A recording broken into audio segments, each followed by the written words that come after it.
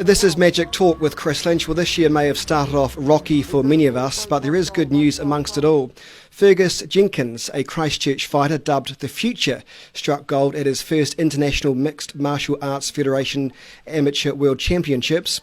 The 21-year-old from the Canterbury Fight Centre gym won the middleweights final in the Abu Dhabi on Saturday, and he's with me now. Good morning and thanks so much for your time. Good morning, Chris. Thanks for having me. Congratulations. What was it like being there and hearing your name as champion? It was pretty surreal, to be honest. The whole experience leading up to it, I was just completely focused on each fight as it came along. So one fight at a time, not worrying about the final product, making it to the finals and getting a medal. So it was almost like Groundhog Day each day, just resetting, completely focusing on the task at hand. So when it actually came to the finals, all the pressure sort of dawned on me, and it was a much more of a spectacle for the final bout, like a lot more lights, camera, action sort of thing. So you felt the stress more? Yeah, I felt the stress. I felt a lot more surreal on the day of the final, and then so when it all came together, it was a lot to take in, but it was a really awesome moment. I see your teammates perform the haka for you before your major fight. Did that fire you up? Yeah, so there was a bit to that, eh? Like, that was kind of one of the things that was contributed to being so surreal for me. Like, just seeing that right in front of me, it didn't really feel like real life.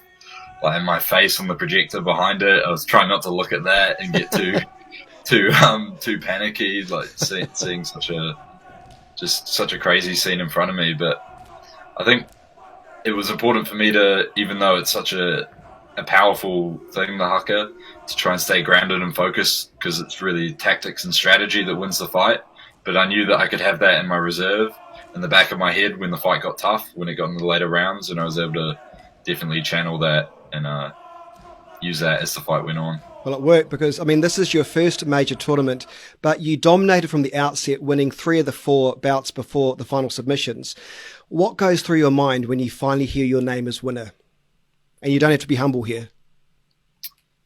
Yeah, it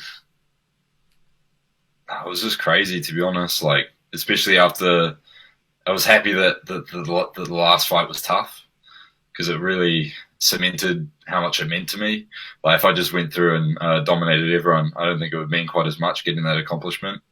But just seeing where I started, humble beginnings, and to make it as far as I've done already, and set myself up to go further in the future, it was a really amazing moment. I see in an article that you said, this whole tournament really has been life-changing for you, because now it'll give you some more confidence, won't it? You've won one major, you're the world champion. You want to keep going up, right?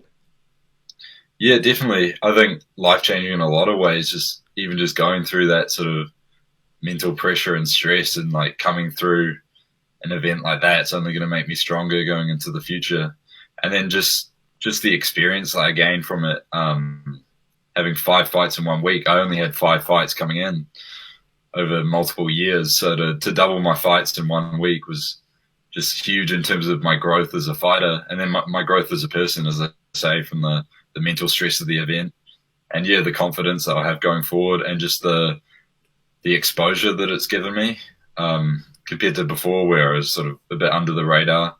So to win this, it's definitely, I'm hoping it will give me a lot more opportunities going forward. Definitely will. You put a lot of your success down to your coach. Tell me about him. Yeah, so Carl's he's a real OG coach in the New Zealand game. His nickname's Coach Hostile, which is very fitting for his coaching style. And yeah, everyone that comes out of our gym, they got a lot of heart. Like, they'll fight hard because the pressure that he puts you under, you either sink or swim, I suppose. You're not going to make it out of the gym and fight and represent us if you can't handle the training methods that he puts us through. But he was one of Dan Hooker's old coaches back in the day. So yeah, he's cornered Dan in the UFC multiple times. He's trained a lot of the best fighters in New Zealand, and it's an honour training under him. I want to talk about that mental toughness and that aggression you need to have. And I'm always ask athletes this is, how the hell do you sleep the night before? Because I know if I've got to get up early to talk rubbish on the radio, I won't sleep all that well. I think, well, how does an athlete do it? Because sleeping's so important, eh? Yeah, so funnily enough, my sleep was pretty bad over in Abu Dhabi, but I think that was more to do with the time zone and just I have trouble if I'm not in my own bed, just getting a good night's sleep, to be honest, more than the actual stress of the event, because I've had fights where I've competed in Christchurch and I've been to sleep fine, but yeah, when I go to a hotel or something, that's when I start struggling. But I think it's just switching your brain off and being in the moment. If the competition's the next day, you don't need to bear all that stress in your mind, and that's what it comes down to. Is the athletes, they have the ability to stay in the moment and to deal with that, cross that bridge when it comes to it. That's what's going to allow you to not overly stress yourself before the event. How did you get into mixed martial arts in the first place? So it would have been like 2015 that I started training, late 2015. But in terms of New Zealand, yeah, there were very few UFC fighters representing us globally. And so the sport has had a huge growth in New Zealand. Oh, I'm just been the old school fighters who have laid the groundworks. But in terms of international exposure, fighters coming out of New Zealand, MMA-wise, it's grown hugely with guys like Israel and Dan and everything. And so for me, as a fighter coming out of New Zealand, like, it's been huge to have those role models from New Zealand and people that show that, that pave the pathway and shown that it's possible, and given a fighter like me more belief when I go into the international stage. And I know that other Kiwis have gone and done it, and I know that it's possible. And Talk me through your training regime, because off air you were saying sometimes you train, 3 times a day? I mean, I'm barely lucky if I get to the gym once a week. How does that work? Yeah. So, usual day would be 2 to 3 sessions, 6 days a week. I probably train like 3 to 4 hours a day, I would say. Yeah, and I mean, obviously you can't go absolutely balls to the wall every training session and run your body into the ground. So you got to be smart about it, how you